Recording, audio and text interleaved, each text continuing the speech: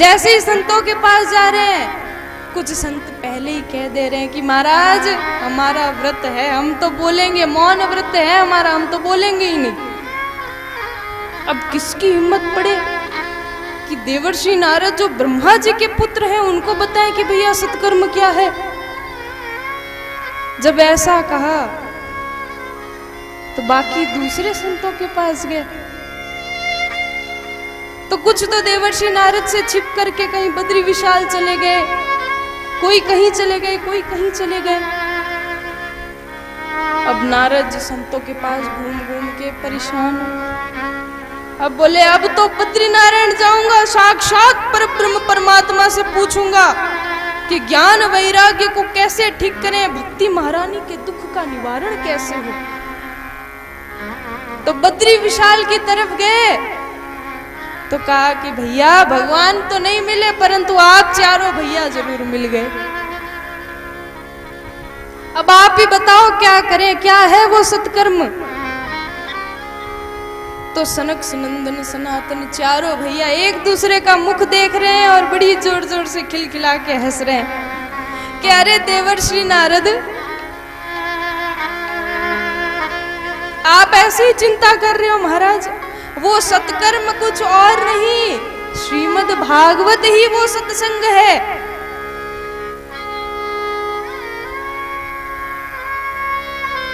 जब ऐसा कहा तो नारद जी ने कहा कि महाराज मैंने सारे वेद सुना दिए, अब बचा क्या। तो समझा रहे हैं कि देखो नारद, वेद रूपी वृक्ष का पका हुआ फल ही श्रीमद् भागवत है, और श्रीमद् भागवत ही वो औषधि है जिससे ज्ञान वैराग्य का दुख दूर होगा। ज्ञान वैराग्य की मूर्छा श्रीमद् भागवत से ही दूर होगी, और कोई सत्कर्म नहीं है, और कोई औषधि नहीं है। तो नारद जी ने कहा कि महाराज क्योंकि वेदों का सार श्रीमद् भागवत है, तो वेद वृक्ष हुए, तो जब मैंने वृक्ष सुना दिया तो यदि वृक्ष से ही तो फल हुआ है। तो सनकादि समझाते हैं कि नारद, यदि तुम्हें फल खाने की इच्छा है तो यदि आम का फल खाना है तो आम का फल ही खाओगे ना। आम के वृक्ष में तो वो स्वाद नहीं मिलने वाला जो आम के फल में मिलेगा। चबाने जाओगे बत्ती सी अलग बाहर आ जाएगी।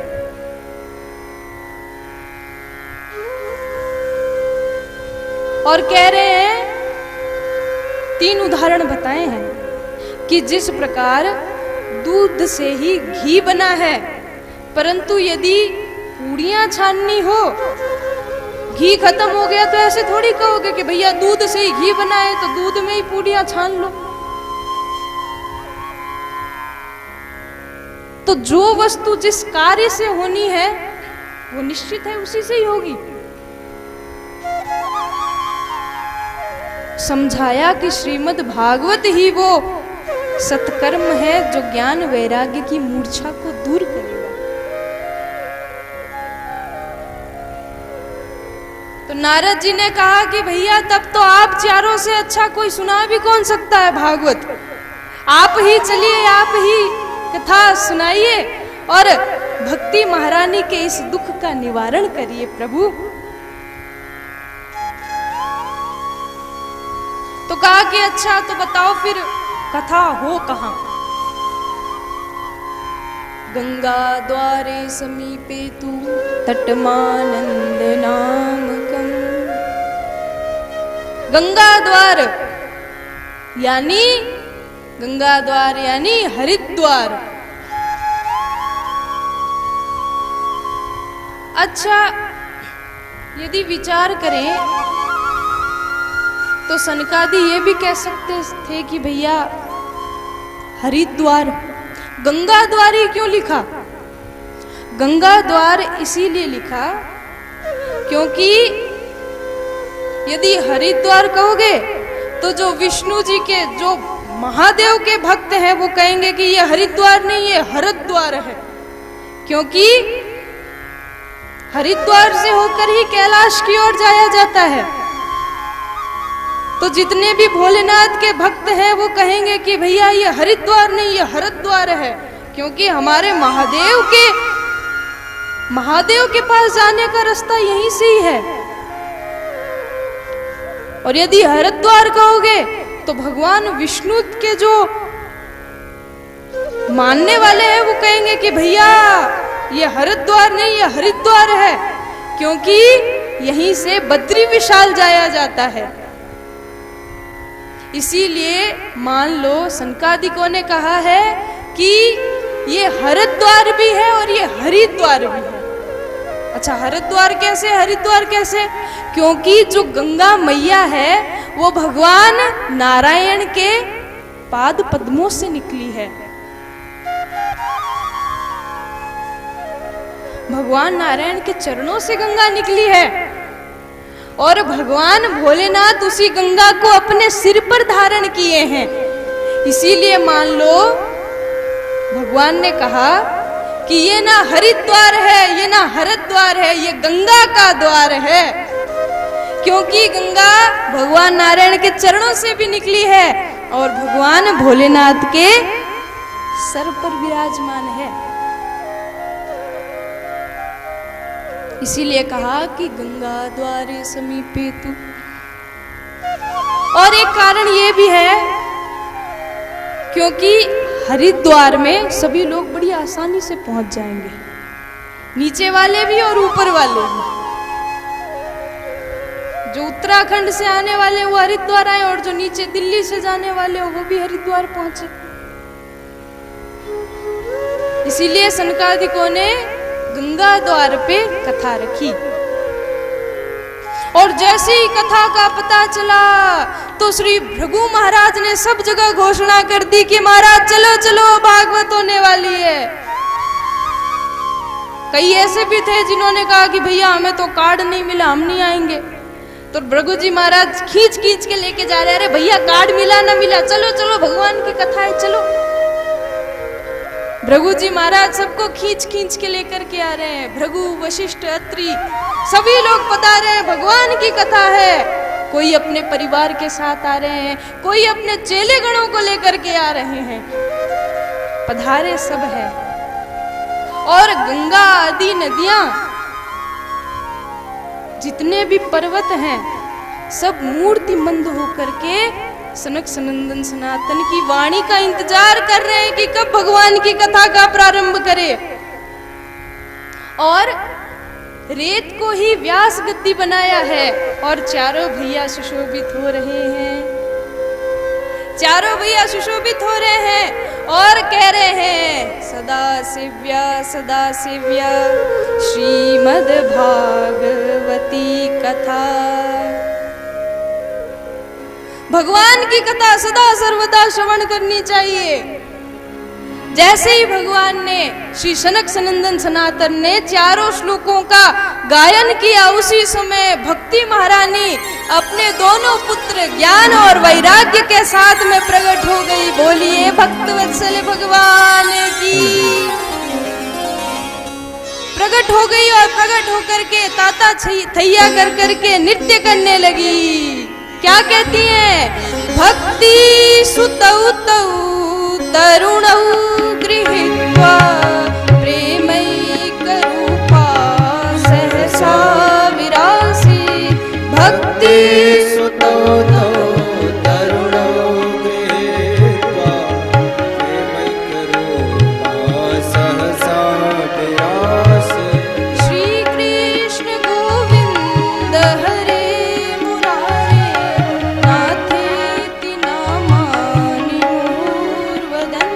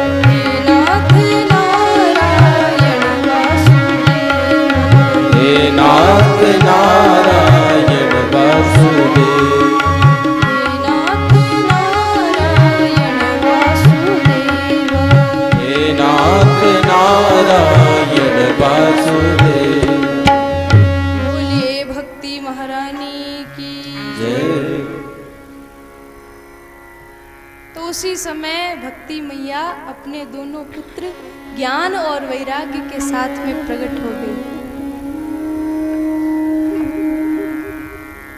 प्रकट हो गई और पूछने लगी कि प्रभु ये बताओ कि मैं कहाँ रहूं, मेरा स्थान तो दो।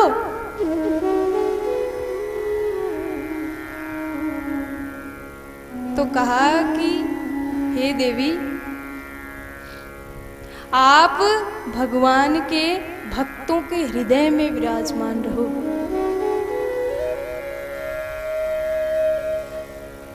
जो भगवान के परम भक्त हैं, आप उनके हृदय में जाकर के विराजमान हो जाओ।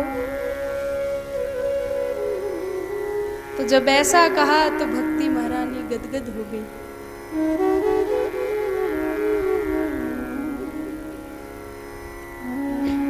नारद जी ने कहा कि महाराज, हमने ये तो देख लिया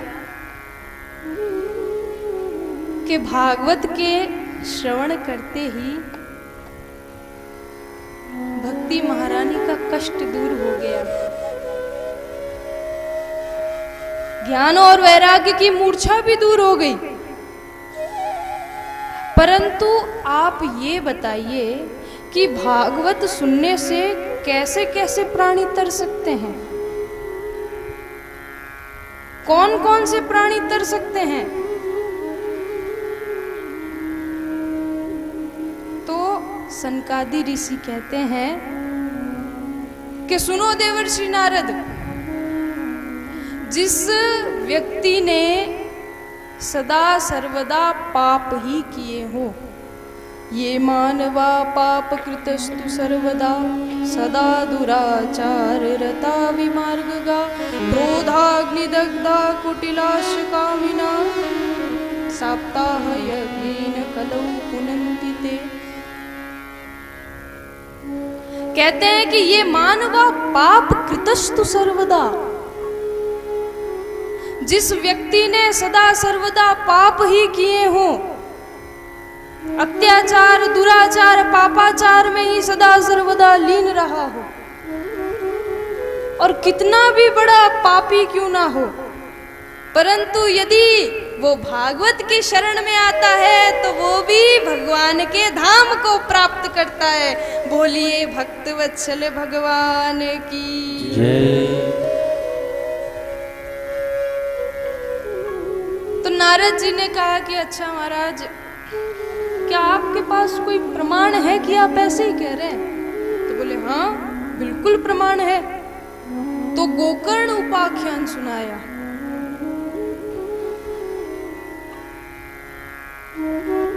तुंगभद्रा तटे पूर्वम अभूत पुत्तनम उत्तमम। तुंगभद्रा नदी के तट पर एक ब्राह्मण रहते थे, नाम है आत्मदेव शास्त्री। बड़े विद्वान बड़े ज्ञानी हैं महाराज, परंतु उनकी जो पत्नी है देवी धुंधुली, वो जब तक लड़ाई झगड़ा न करते उसका खाना पचता ही नहीं था। हर समय पड़ोसियों के साथ में उसका कभी इस पड़ोसी से झगड़ा तो कभी उस पड़ोसी से झगड़ा, हर जगह उसका झगड़ा ही झगड़ा महाराज। परंतु फिर भी आत्मदेव जी बेचारे ब्राह्मण थे और ऊपर से शांत स्वभाव के थे, तो किसी प्रकार से गाड़ी चल रही थी। अब गाड़ी तो चल रही थी परंतु घर में संतान नहीं थी। आत्मदेव जी महाराज बड़े चिंतित रहते थे कि महाराज घर पे संतान नहीं है।